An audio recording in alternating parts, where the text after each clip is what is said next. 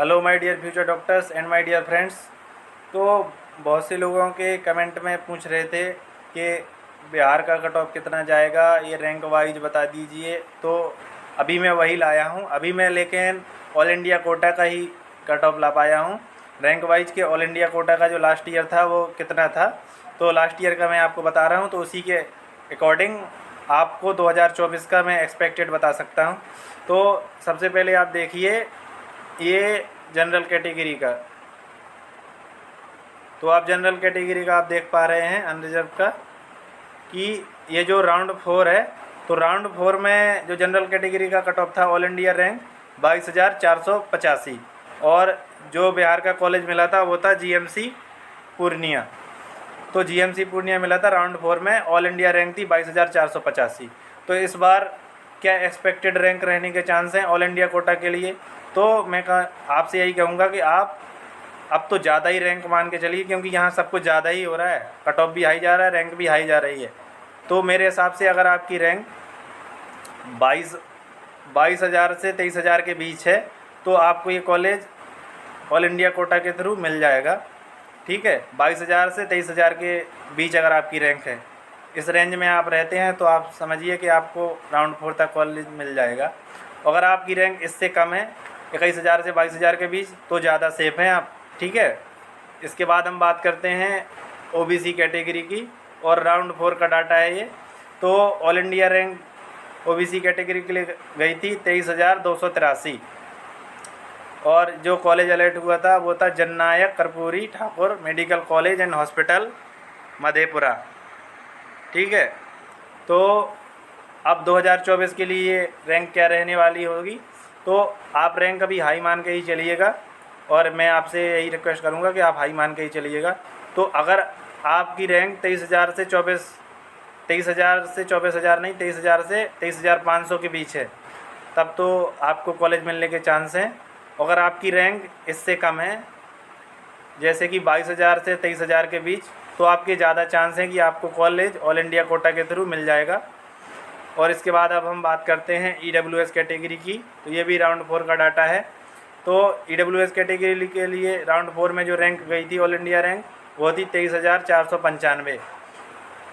और अगर इस बार जो कॉलेज मिला था उस टाइम गवर्नमेंट मेडिकल कॉलेज बेटिया, और इस बार 2024 में ईडब्ल्यूएस के लिए रैंक क्या रहने वाली है, क्या एक्सपेक्टेड करते हैं, तो ये रहेगी 23,000 से अगर आप 24,000 के बीच रहते हैं तो आपको कॉलेज अलॉट हो सकता है। ठीक है, और अगर आपकी रैंक 22,000 से 23,000 के बीच है तो आप ज़्यादा सेफ़ हैं। ठीक है, और क्योंकि ये सब मैं आपको ये बता रहा हूँ रैंक थोड़ा इंक्रीज करके, क्योंकि ऑल इंडिया कोटा में कुछ कॉलेज इंक्रीज हुए हैं, तो शायद कट ऑफ मतलब इसी के अराउंड रहे, ज़्यादा इंक्रीज ना हो। ठीक है, इसके बाद हम बात करते हैं एससी की, और एससी का ये राउंड 5 का डाटा है। तो जिसमें ऑल इंडिया रैंक गई थी 1,25,412, और इसमें जो कॉलेज अलॉट हुआ था वो था दरभंगा मेडिकल कॉलेज लहरिया सराय।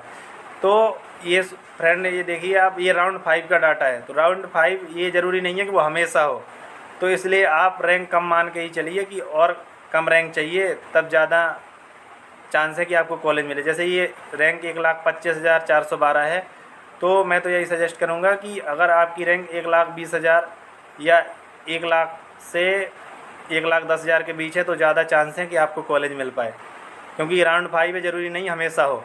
तो इसलिए अगर आपकी एससी में रैंक 1,00,000 से 1,10,000 के बीच है तो आपके ज़्यादा चांस है कि आपको कॉलेज मिल सके।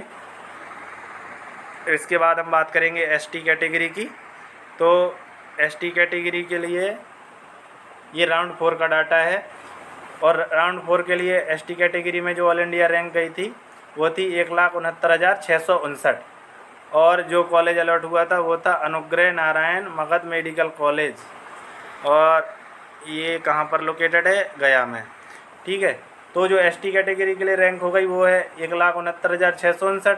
तो इस बार नीट 2024 के लिए एक्सपेक्टेड क्या रैंक रहेगी, तो एसटी कैटेगरी के मैं कहूँगा कि जो आपके लिए एक्सपेक्टेड रहेगी रैंक वो रहेगी 1,50,000 से 1,70,000 के बीच। अगर आपकी रैंक इस बीच है, ये एक मैं रेंज बता रहा हूँ, अगर आप 1,50,000 से 1,55,000 के बीच में हैं तो आप ज़्यादा सेफ़ हैं मेरे हिसाब से। और बाकी अगर आपकी रैंक जो मैंने बताया 1,55,000 से 1,70,000 इसके बीच में तब भी कॉलेज मिलने के चांस हैं। ठीक है, और इसके लिए लेकिन आपको राउंड 4 तक वेट करना पड़ेगा, ये है। अगर आपकी रैंक इससे और मतलब हाई है 1,40,000 तो बहुत अच्छी बात है, चांस है कि आपको एक अच्छा कॉलेज मिलेगा। ठीक है, ऑल इंडिया कोटा के थ्रू। और अब हम बात करते हैं, एक बार इन सारी कैटेगरी की बात कर लेते हैं कि अनरिजर्व के लिए रैंक क्या रहनी चाहिए 2024 में। तो मेरे हिसाब से रहनी चाहिए 20,000 से लेके 22,000 के बीच अगर रैंक रहती है तो आप ज़्यादा सेफ हैं। एक मिनट,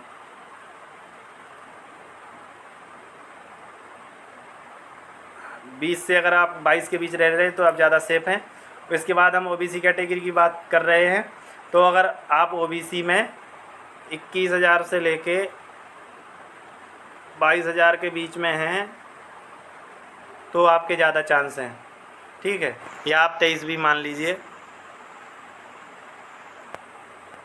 और अब बात करते हैं हम ईडब्ल्यूएस कैटेगरी की। तो ईडब्ल्यूएस कैटेगरी के लिए 2024 के लिए क्या रैंक रहनी चाहिए। तो ईडब्ल्यूएस कैटेगरी के लिए जो रैंक रहनी चाहिए मेरे हिसाब से, ये राउंड 4 का डाटा है ना, तो ये रहनी चाहिए 22,000 से 24,000 तक। तो इसके बाद एससी कैटेगरी की बात करते हैं। तो एससी कैटेगरी के लिए जो रैंक रहनी चाहिए वो रहनी चाहिए कम से कम 1,00,000 से 1,10,000 तक। ठीक है, और एसटी कैटेगरी के लिए क्या रैंक रहनी चाहिए। तो 1,50,000 से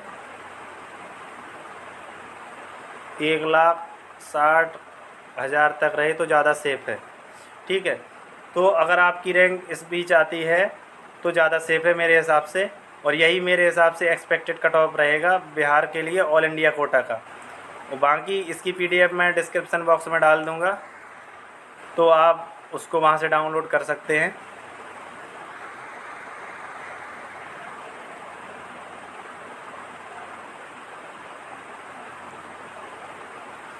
तो थैंक यू फ्यूचर डॉक्टर्स। अगर आपको जानकारी अच्छी लगी हो तो वीडियो को लाइक कीजिएगा, चैनल को सब्सक्राइब कीजिएगा, जिससे कि आपको आने वाला कोई भी अपडेट जल्दी से जल्दी मिल सके। Thank you.